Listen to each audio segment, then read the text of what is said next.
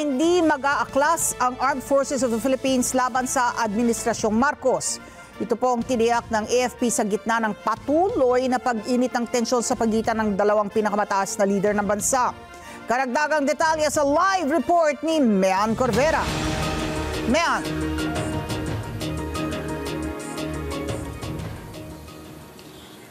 Ali, wala nga daw dapat ipangamba ang publiko sa umiinit ngayon na usapin sa politika, partikular na sa mga lider ng ating bansa. Pagtiyak ng sanatangang lakas ng bansa, mananatili silang neutral at hindi sila lalahok sa anumang mga pagkilos para mapatalsik ang administrasyon.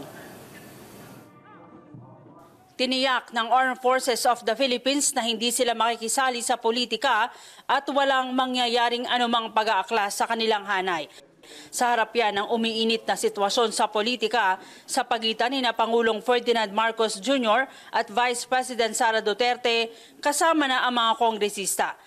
Sa pagdinig ng Commission on Appointments para sa promosyon ng 22 opisyal ng sandatahang lakas ng bansa, sinabi ni AFP Deputy Chief of Staff Lieutenant General Jimmy Larida na walang namumuong pag-aaklas sa kanilang hanay. Ang pagtiyak ay ginawa ni Larida bilang sagot sa tanong ni Senador Jingo Estrada kung may naririnig ba itong ugong hinggil sa posibleng pag-aaklas ng mga sundalo. Nagpaalala naman si Estrada sa mga sundalo na manatiling tapat sa konstitusyon. Question, Mr. Chair. Yes, General Larida, meron bang mga grumbling sa military ngayon because of the recent events? 100% none, sir. Okay, very good. You have to be loyal to the Constitution, correct? Yes, sir. Thank you. May nauna ng pahayag si dating Pangulong Rodrigo Duterte na dapat magkaroon ng military intervention para i-address ang aniyay pagkakamali ni Pangulong Bongbong Marcos at ni House Speaker Martin Romualdez. Pero ayon sa sandatahang lakas ng bansa, dapat mag-resign at maghubad ng uniforme ang sinumang tauhan o opisyal ng militar kung makikisawsaw ito sa politika. Ayon kay AFP Chief of Staff General Romeo Brawner, iginagalang ng militar ang magkakaibang political opinion ng mga miyembro.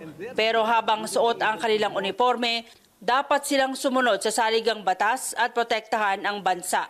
Paglilinaw naman ni Senador Ronald Bato de la Rosa, walang sinabi ang dating Pangulo na magsagawa ng kudita o patalsikin ang nakaupo sa Malacanang. Sa halip ay nagpaalala sa papel ng militar na tagapagtanggol ng bayan. Yun mo talaga papel ng militar, di ba? To stabilize the country. To stabilize, not to destabilize the country. To stabilize the country. So, sila mga ultimate defender of the Filipino people. When he lay down on the table the available options for the military, I agree with him. When he educate the military kung anong papel nila is to defend the Constitution. Yung specific na sinabi niya yung dapat i-correct si... Basta wala naman siyang sinabi na mag-kudita kayo, di ba? Wala naman siyang sinabi na atakihin yung Malacanang. Wala naman siyang sinabi gano'n, di ba? So, niremind lang yung military sa papel ng military.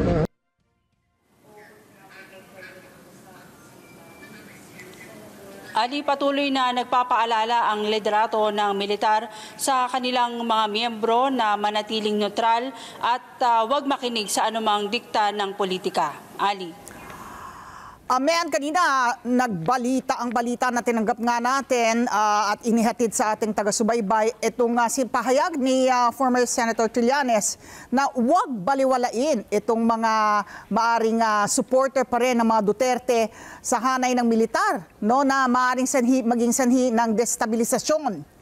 Yan ba, kaya yung sagot kanina ni Larida na 100% suporta, parang hindi rin nakakasiguro, no? Dahil alam naman natin, di ba, na si former senator, meron pa ring alam na mga intelligence reports.